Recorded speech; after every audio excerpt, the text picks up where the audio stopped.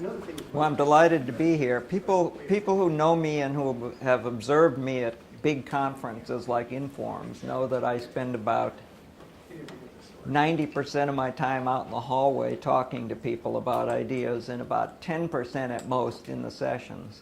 So the fact that I'm in every session here says a lot about how I'm enjoying this meeting, and it's such a great gathering of people with a common interest but coming at it from different directions. It's very fun. It's fun and it's stimulating both. So I'll try not to ruin the whole thing. This is based, the new stuff here is based on work with Casey and Yael, and I have to give a shout out to them because they got this project rolling and kind of invited me to join them later. So they've done a lot of the heavy lifting. And so in return, what I'll do is, since I know I want them to get some airtime, I'll be glad to give the presentation, and if there are any hard questions, I'll let them answer the hard questions. Okay, so what I'm going to do is talk about some background. Some of it's older stuff, but it's still relevant, and some of it goes over ground that has been covered in these 2 days. It would have been easier if I were early yesterday morning, but that's the way it goes. Somebody else could say that if they were now. So I'm going to give some background starting with point forecasts, but although my real interest here is probability forecast, and then I'm going to talk about averaging probability forecasts, and point out a problem, which I think is well known about probability forecasts. And then I'm going to talk about the new work, which is on averaging probabilities versus averaging quantiles. And I'll show you what that is, give some theoretical results, talk about some empirical results using, you should know, a data set we've already talked about here, SPF, the Survey of Professional Forecasters, macroeconomic forecasts, and we'll talk about characteristics like accuracy, calibration, sharpness, and diversity, which some people use different words for those different things, but we'll talk about those various aspects and then offer some concluding thoughts. So generally, there's been a lot of interest in just taking a straight average of point forecasts. And these forecasts can come from, I work with forecasts from experts, from models, from different sources. So it's not strictly just asking a person for a subjective forecast, although a lot of the forecasts I work with are subjective, and I certainly subscribe to subjective probability. And generally, the average point forecast does well. It performs well, better than most, if not all, usually not all, but most of the individual forecasts that comprise it. It's very robust, which is something I appreciate a lot.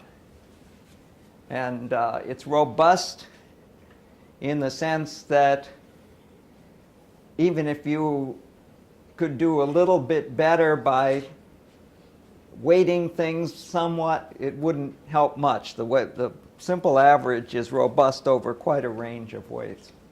It requires no estimation of parameters. You just take a straight, simple average. It's readily defensible in cases where some people might say, well, how can you give this expert more weight? Is that fair? Et cetera, et cetera. And it's easily scalable. So in that sense, I mean, you can use it for small crowds, medium crowds, big crowds, just as easy.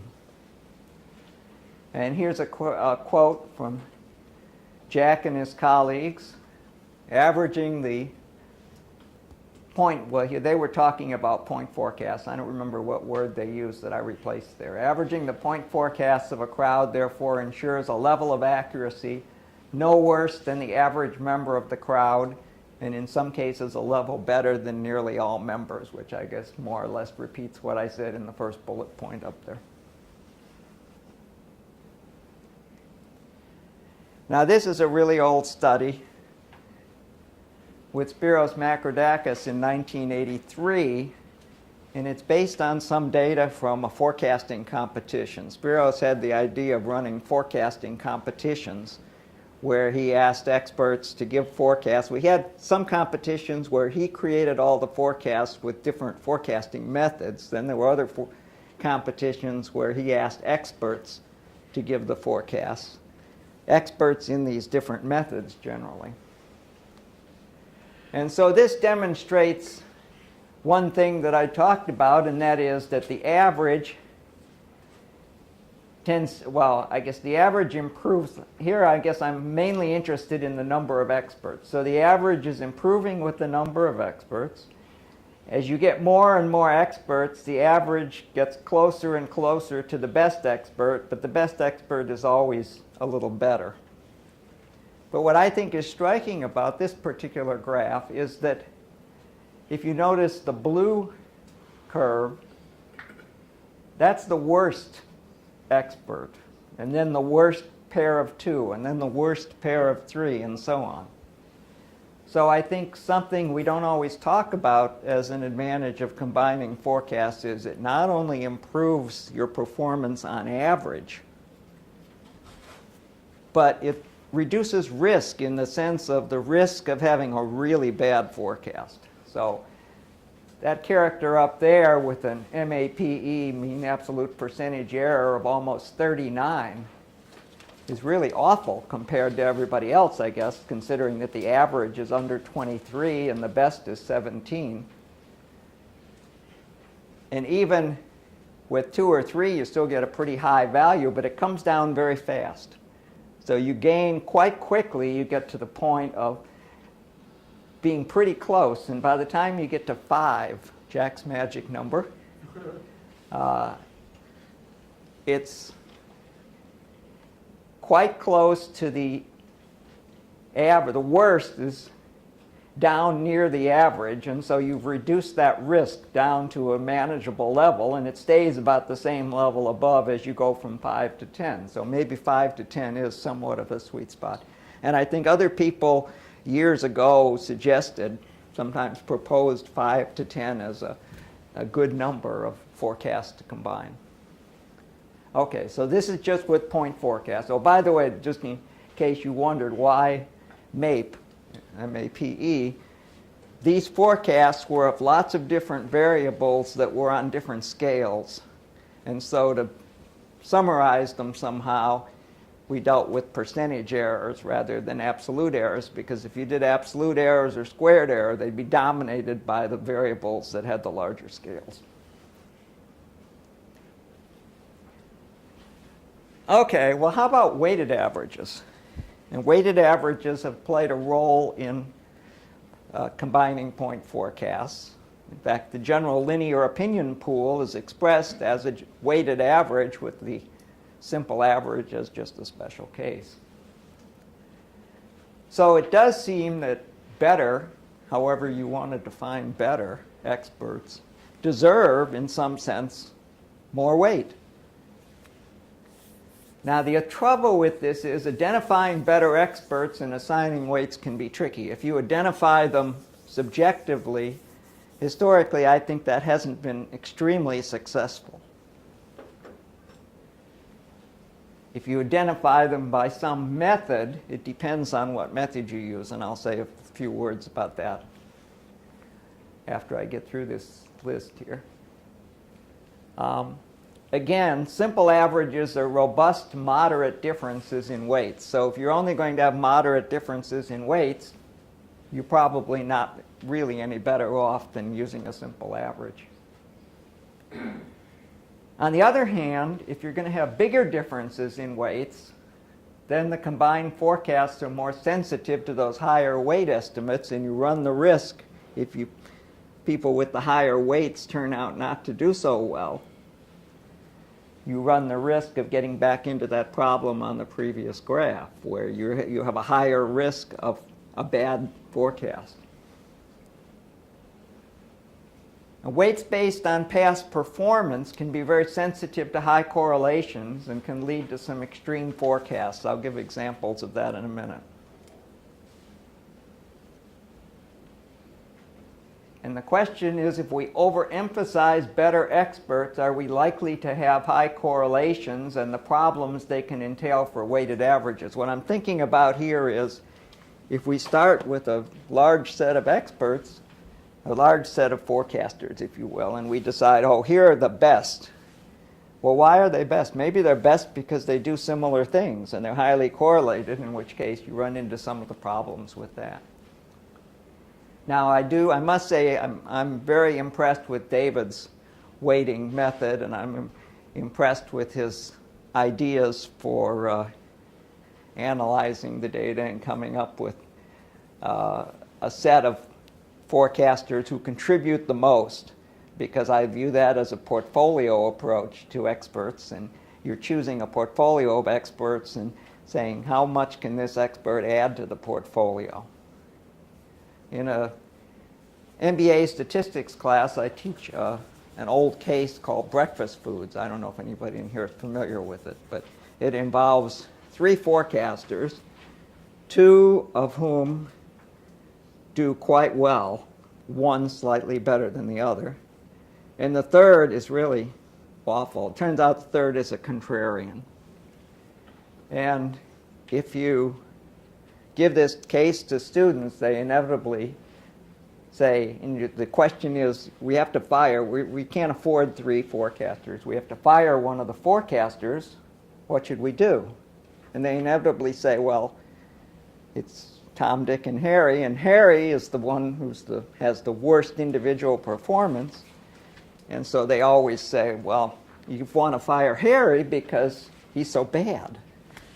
And it turns out that if you analyze them 2 at a time, because of the correlations, Tom and Dick are very highly correlated.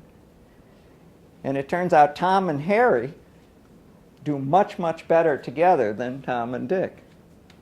And so it depends on how you frame it. You want to frame the problem as, if you're going to have a team of K forecasters, you want to say which K forecasters are going to be the best team for me. You don't want to say which are the K best forecasters.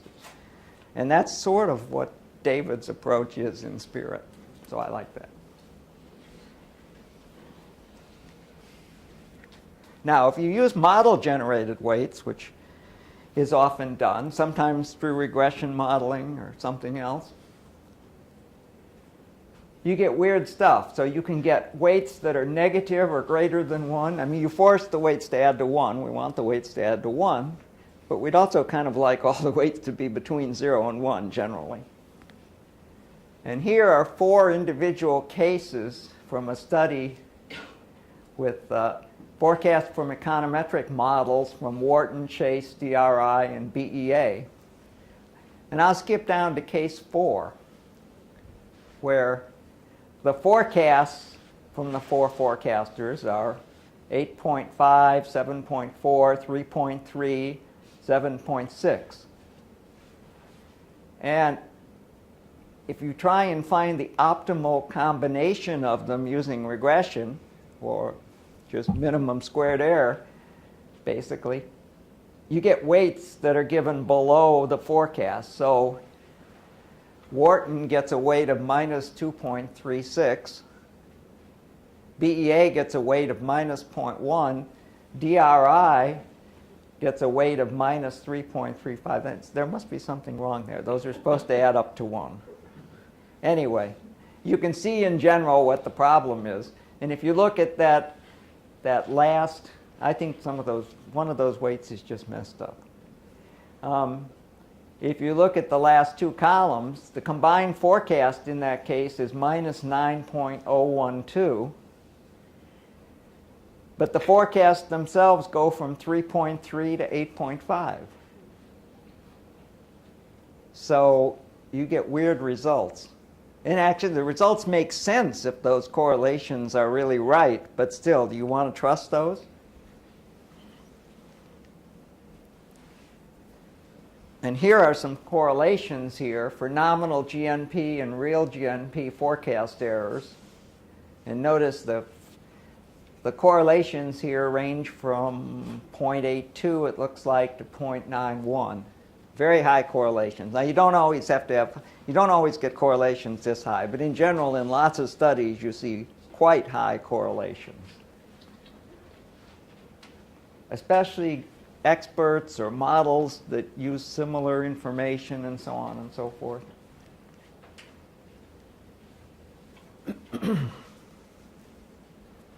And the trouble with high correlations is that if you're using these model-generated weights, things blow up on you. You get a multicollinearity problem. So here we have the correlation on the horizontal axis. And we have the weight. This is two forecasts. W1 is the weight on forecast 1, and that weight is on the vertical axis. So the weight on forecast 2 will be 1 minus W1. And phi is the ratio of sigma 1 to sigma 2. So you can see when phi is equal to 1, when the two standard deviations, the two forecasts have equal standard deviations of errors, then it turns out you're in a symmetric case, you're always going to end up with a 0.5, 0.5, regardless of the correlation. But when you start moving away from that, you get some crazy results. So you can see that eventually here with correlations of a correlation of 0.8 or a correlation of 0.5, that these weights, so the weight to expert 1 gets bigger than 1. And this is with, I'm sorry, these aren't correlations. These are the ratios of standard deviations. The correlations are coming out here. Ratio of standard deviations is 0.8, 0.5, which doesn't seem too extreme a ratio, but as the correlation gets extreme, things go crazy. And the model just won't give you stable weights. Okay, so that's the issue of weights, and I think weighted averages can be helpful, but my summary on that is, at least with point forecast, it seems to me that while there are potential gains from weighting, there are also potential risks too. Now here's another quote from Jack and his colleagues about diversity. I'll let you read that. I won't go through the whole thing. It just says you can still gain from averaging, even if individuals differ a great deal in their individual accuracy. And that's illustrated by Tom and Harry in that breakfast foods case example. And in the context of the wisdom of crowds, diversity refers to experts who differ in their forecasting style and methods, maybe in their training, in the data they've seen, their relevant experience, all sorts of things like that. Maybe their personalities, maybe lots of things that have been discussed over the last 2 days. And greater diversity should lead to lower pairwise correlations of forecast errors, which in turn is going to reduce these risk potentialities and the potentialities of multicollinearity should you be using models to estimate weights.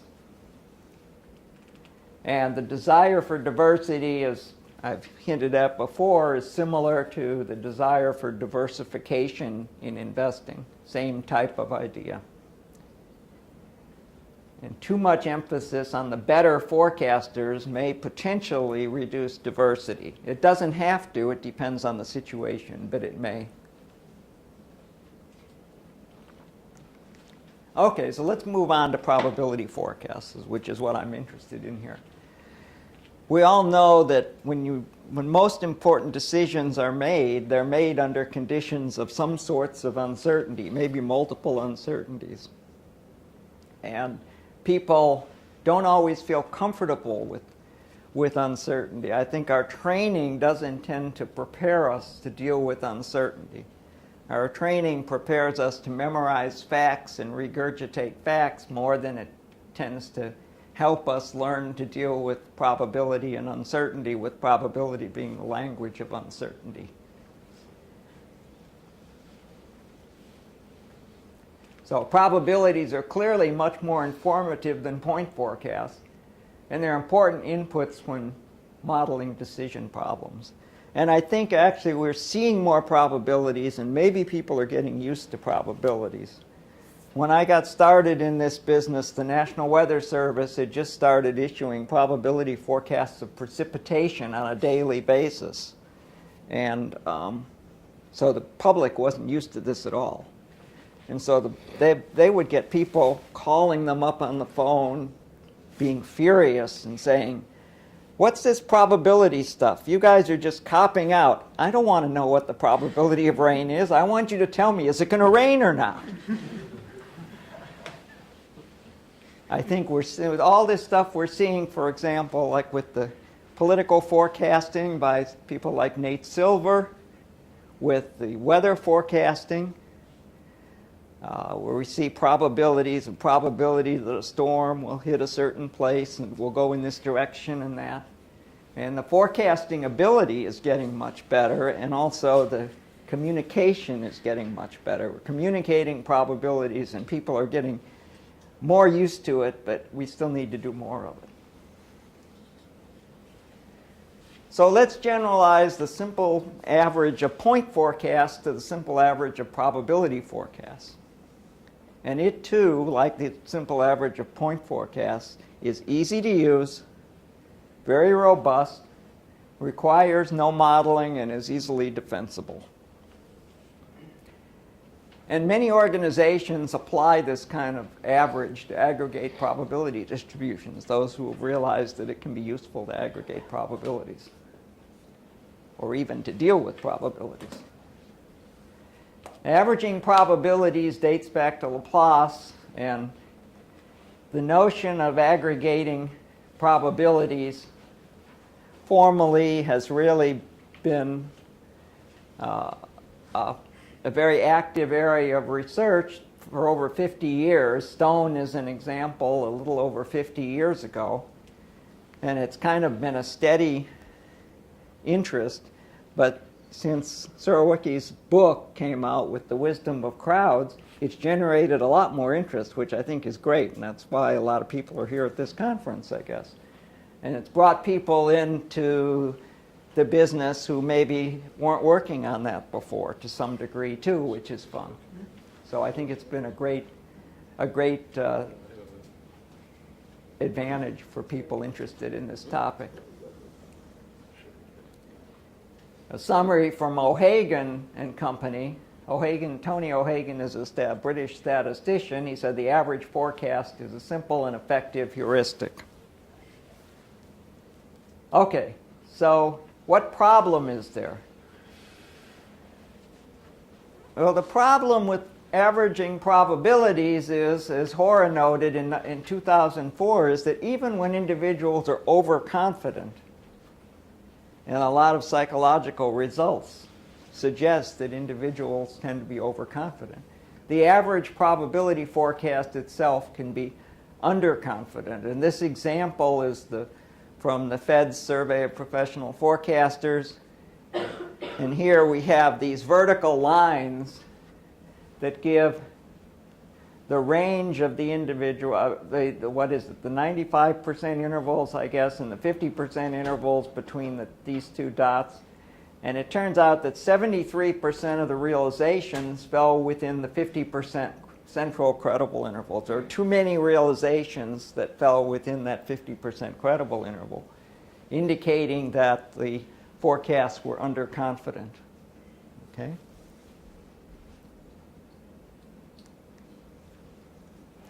So now I'm getting into the work with Casey and Yael, which is a paper that is available online in Articles in Advance in Management Science, where it will appear once it makes its way through the queue waiting for publication. But Informs is getting better at putting things online earlier, even before publication. And so we consider an alternative way that shares a lot of the benefits. It's simple averaging, but averages quantiles instead of probabilities. And here we're dealing with probability distributions. So that's something else that hasn't received a lot of attention, is combining probability distributions as opposed to combining individual probabilities. So we're going to talk about some theoretical results and also some empirical results. The theoretical results show some differences between averaging probabilities and quantiles. And in the empirical results, we compare their performance on SPF data.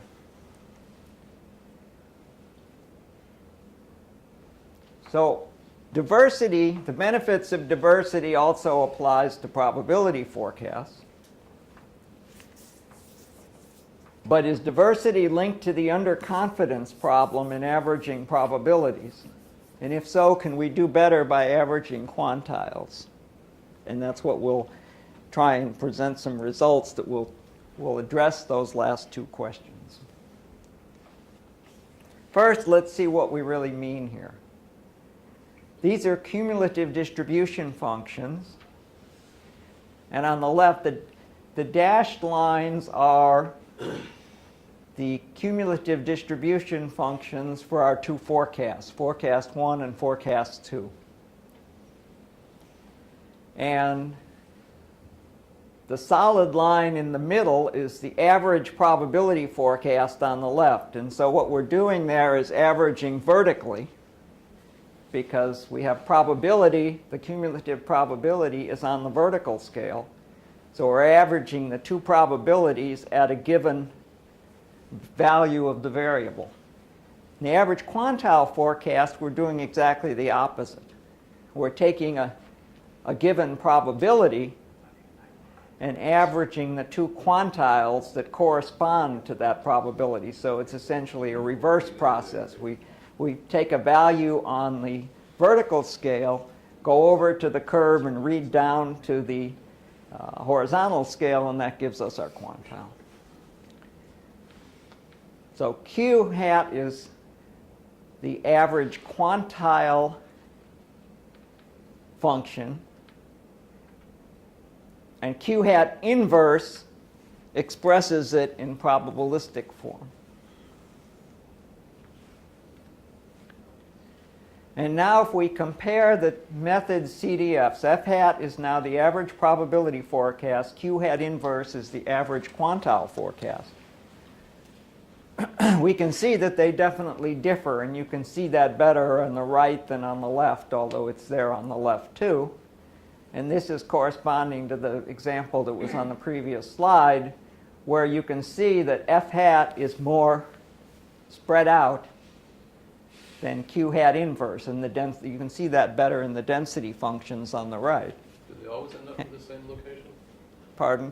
Do they always end up in the same location, or is that just this example? They always have the same location.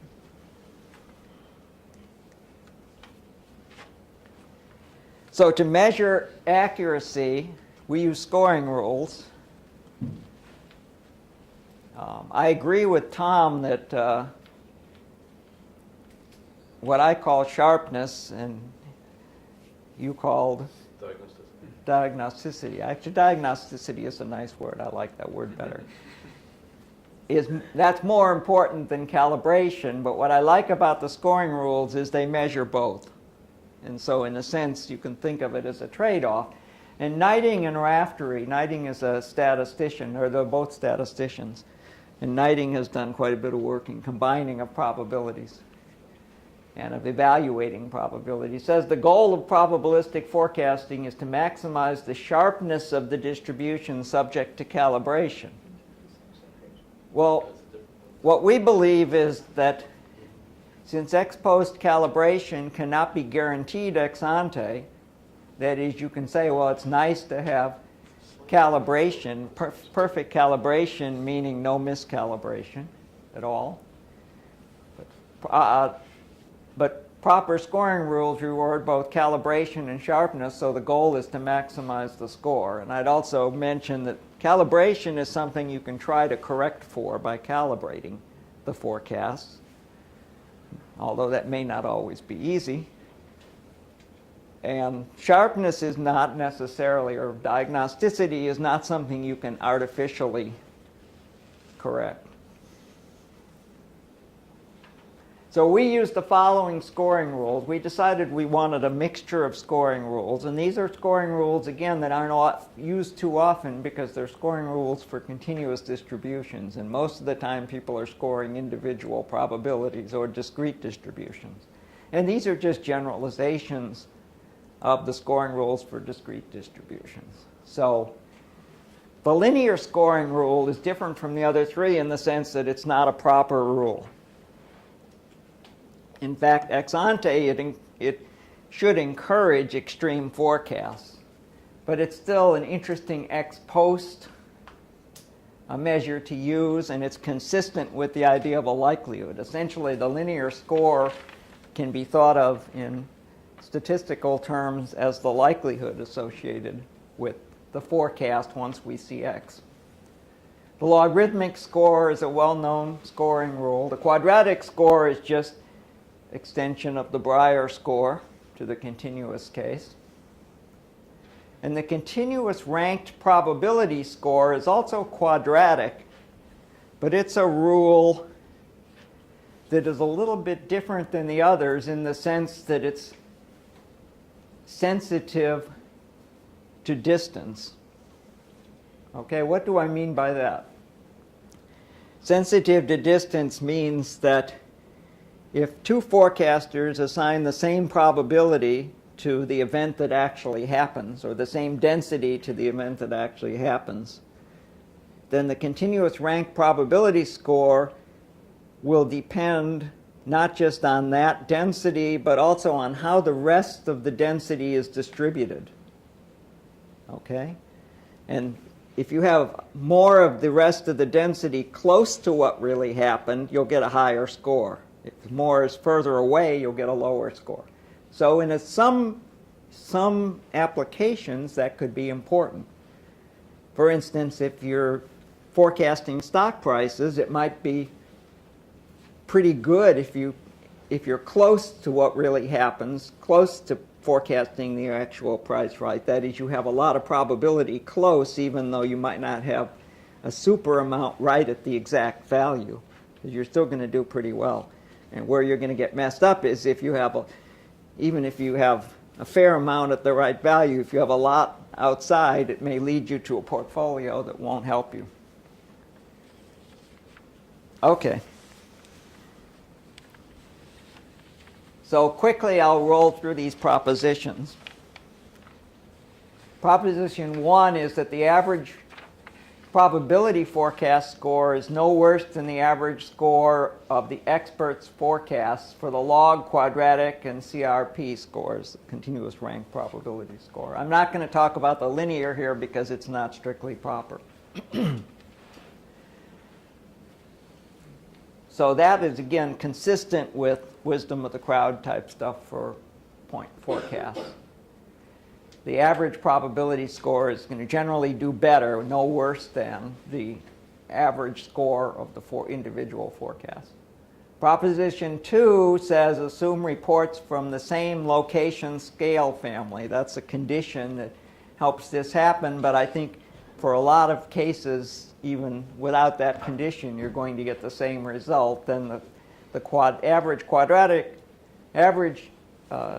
quantile forecast quadratic score is no worse than the average quadratic score of the experts' forecast, if and only if a density at the realization condition holds. Now that's a little complicated, but basically the density of the average quantile forecast at the realized value doesn't have to be above the density of the average probability forecast. It can be below it as long as it's not too far below. So these are kind of wisdom of crowds effects for probability forecasts. Now for calibration, the average probability forecast becomes more underconfident, the issue we saw in that one graph with the SPF intervals.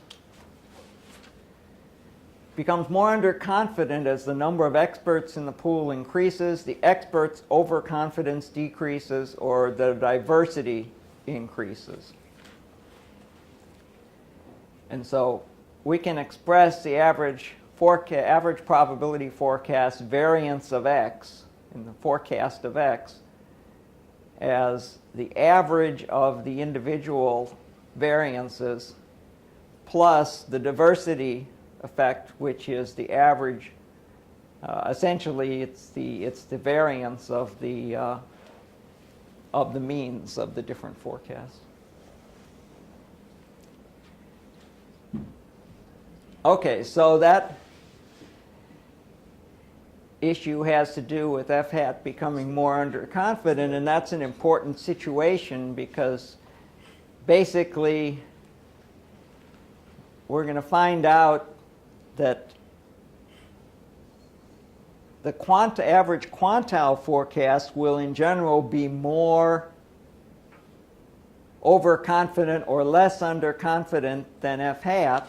And if f hat already starts out being pretty underconfident, then that's not going to help too much.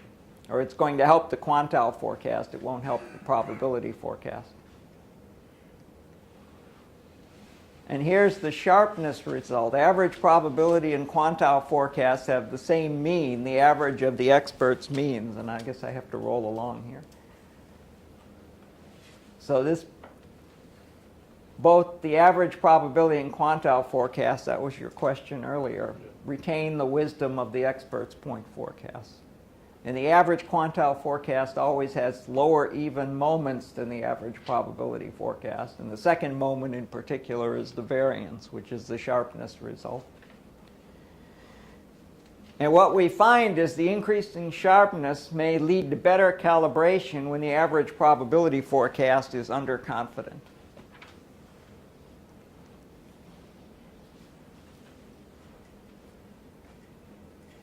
And we've got some nice results regarding shape that I'll have to just go through quickly, so you'll have to take them on faith here. That if experts report normal distributions and disagree on the mean but not the standard deviation, then the average quantile forecast has a higher peak. On the other hand, if they agree on the mean but not the standard deviation, then the average quantile forecast has higher shoulders. They're not high at the peak, but right next to the peak there's a significant point where they're higher. And that makes a big difference. Okay, let me quickly show some empirical results from the SPF.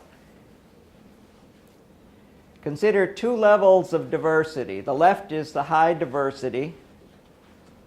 A lot of variability in the means, which are the dots. Each line there is an individual forecast, and the dots represent the means. On the left-hand side, we have high diversity. On the right-hand side, we have relatively low diversity. And when we translate that into density functions, which are, for the purposes of our study, are mixtures of uniform distributions, so to speak. I guess, what would you call that? We have a piece, we're approximating the density function with a piecewise linear function, and that's what causes those particular density functions. But the high diversity means we have underconfident f hat and more realizations where q hat has higher density, and q hat scores better generally. And in the second one, we have low diversity, we have overconfident f hat, and more realizations where q hat has higher density.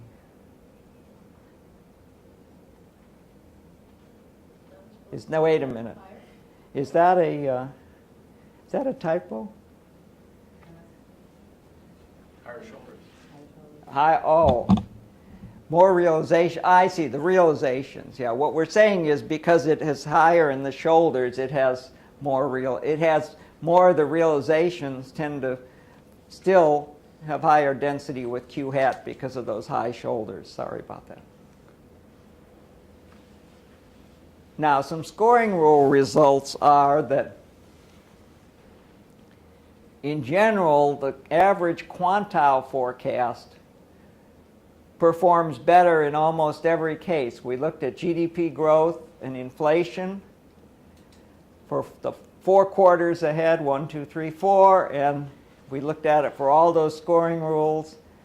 And really the only case where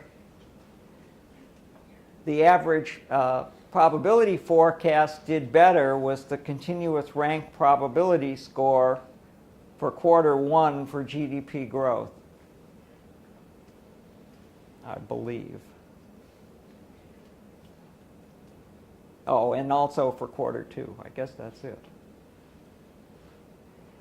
The infinities are, but we had some problems. There were a few points where the data were outside the range of our distributions, and that's an artifact of our fitting process, unfortunately. But generally, the scores clearly favor the average quantile forecast. So summarizing the average quantile forecast results, the theoretical results show advantages for averaging quantiles, and that's supported by empirical results with the SPF forecasts. So the average quantile forecast is always sharper, number 1. Number 2, it scores better with the SPF forecast and can score better even when the average probability is overconfident. And finally, it is in the spirit of the wisdom of crowds. The mean of X is the average of the experts' means of X. And like averaging probabilities, it shares the notion of being simple and robust. It requires no estimation of parameters, and it's readily defensible due to its symmetry and scalable. Now, we're not claiming that averaging quantiles is going to always beat averaging probabilities, but what we think is that these results are very promising. It's a good first look at this issue of averaging quantiles in a serious way. And so we think it should be included in the mix of good options for combining probability distributions. We would encourage more empirical studies, which would be helpful to understand better when averaging quantiles works well or doesn't work well, and to compare averaging quantiles with yet other combining methods. We wanted to compare it with simple averages because, like simple averages, averaging probabilities, it's easy to use and it's robust. But maybe if we could inspire people to run some more empirical studies or experiments that would give us more information about that, it would be great. And more generally, I'd put in a plug for greater use of probability forecasts as opposed to point forecasts to represent the uncertainty and the risk, and more consistent evaluation of probability forecasts. I think a lot of times people make probability forecasts, but then after the event happens, they never get formally evaluated. Okay, thank you.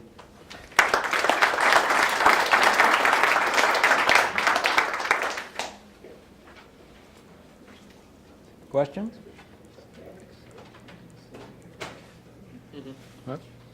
Are there individual differences in how people produce quantiles or estimate quantiles? These techniques are not related to how you get the probability distribution. You can assess the probability distribution by assessing probabilities or assessing quantiles or some mixture of the two. No matter how you do it, you can still do the evaluation in terms of quantiles or in terms of probabilities because they're related to each other. Once you know the full distribution, you can work either way. So I guess the answer is, I don't know the answer to your question in terms of quantiles specifically, but it would be the same question even if we were dealing with probability forecasts, I think.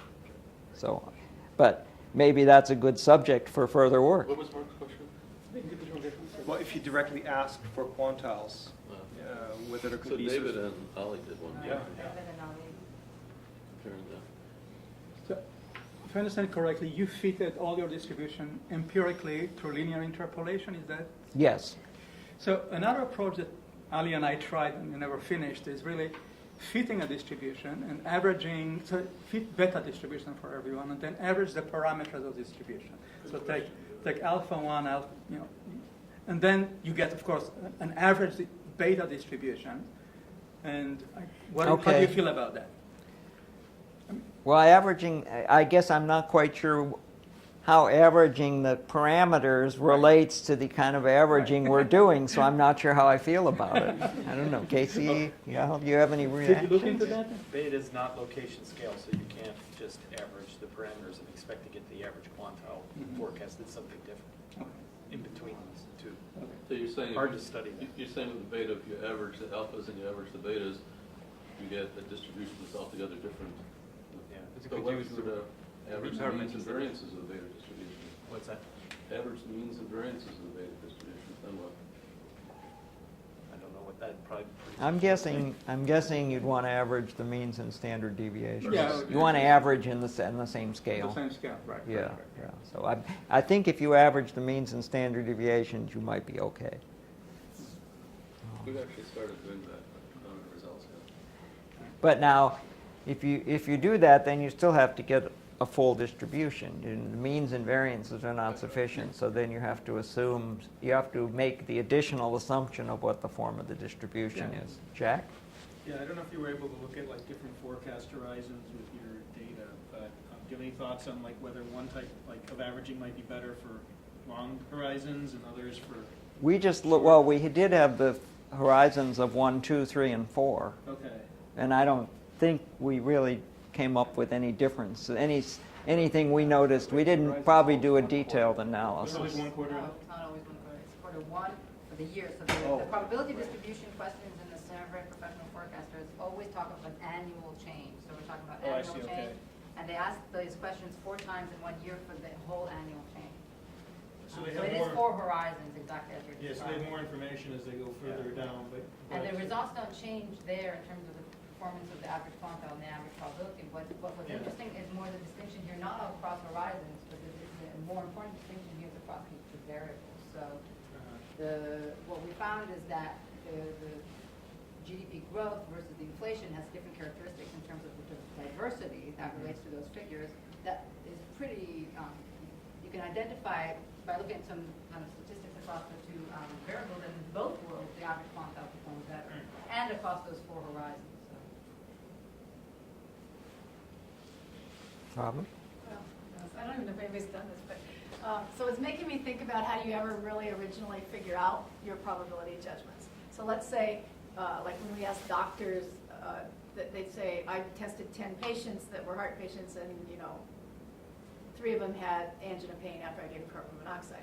So it's a frequency, 3 out of 10. And then they report maybe 30%, but it was originally a frequency 3 out of 10.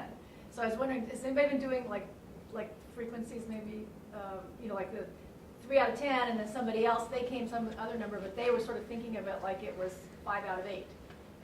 And then you could say that there's sort of a right, if you thought it was okay to average them out, like one guy saw 3 patients with heart pain, and another guy saw 5 patients with heart pain out of 8 patients and 10 patients. If you say, okay, this information is equivalent to this data and this information is equivalent to that data, you can just combine the data. That's So, correct. Anyway, that was the spirit of what I was getting at. I mean, I'm not saying that that's exactly what we could do here, but I mean, at least have people been actually looking at what were you thinking in your mind about your original data, or at least in your mental simulation of how many cases are you thinking about when you're getting that, and then you could look at, well, what would the picture look like, as if there's a right way. I'm not even saying it's right the way I'm saying, but Well, here, what we have to ask here are cumulative yes, I probabilities understand. or Well, so what would the quantiles, which cumulative is. probability look like? Well, I mean, this is I guess 3 you'd times. ask. And what do you You'd have this ask, probability or- what's the chance that this variable is below 20, say, or something like that. Yeah. And I don't know. My guess is they might not have specific data on that, so they'd have to realize it'd have to be more of a subjective forecast if you're doing that. Or you could be generating probability forecasts somehow with some technique, some method, Yeah. some quantitative methodology, rather than generating it subjectively. But the subjective possibility is certainly there too. So I can give you a partial answer. First of all, in the paper that David and Ollie, and then there's a third author, I can't remember, they had people estimating quantiles or estimating percentiles. And by certain measures, it was easier for people and more accurate, as I recall, to estimate percentiles and quantiles. And so we've done some of the same thing. We have people estimating either quantiles or fixed percentiles, or either cumulative percent, CDFs, or interval percentages for fixed quantiles. And certainly they're more accurate when they're estimating probabilities than when they're estimating quantiles. They also did it faster, and they rated it as easier. So, but as Bob said, that's independent of the way you aggregate them. Yeah. I mean, I sort of know about the general people thinking just about that. I was just thinking about in this sense of, do you average this way or this way? But what if it was actually just raw data? You know, that you started out from two different groups. I don't know. Well, I mean, if you have data, if you Right. want, if you say, okay, this is my judgment, it's based on this data, and I don't have any other information, then Right, and then I you can could pull do, the then you data, could do yeah. that. Yeah. Aggregate the data. Yeah. Lisa? I just want to point out, I'm sure you noticed this, but the data you were working with, the forecasters basically had to assign probabilities to the bins, and so when you average those together, it still looks really lumpy. It doesn't look like a nice smooth PDF, but if you do the quantile averaging, the pictures, the like density functions you got were a lot more sort of nuanced and smooth. Well, but we had to Something get the that's density function somehow. I mean, we were smoothing. There could be better ways to smooth and fit the information that was available from the forecast. There's no question. So you smoothed, but you didn't fit a particular distribution. We did not fit a particular distribution. We wanted to kind of let the data speak, let the forecast speak for themselves somewhat. So we forced it through all the points, basically. Yeah. So as follow up Mark's question and Tom's comment about quantiles and percentiles, I'm not sure how different that is from the research you mentioned. You did this stuff from Peter Uslein about the naive forecaster, so where it shows that people kind of treat statistics at face value. They don't correct them for things. We know that the sample variance is too small, so you should correct it. And he has some theory how he, and I don't know, derived where he can show that asking people for the percentiles. So not having people produce a confidence interval, but giving them a confidence interval and asking them, what do you think, what's the probability that it's going to be in the interval? They are much better calibrated, either if they themselves produce those intervals beforehand or given by somebody else. And so it seems, if I understood you correctly, this seems consistent with what you find, that they find it easier and it's more accurate. I think that's consistent, yeah, if I understood you correctly. Other questions? Well, we can also continue discussion over the Okay. 10-minute break. Thank So you. Thank you.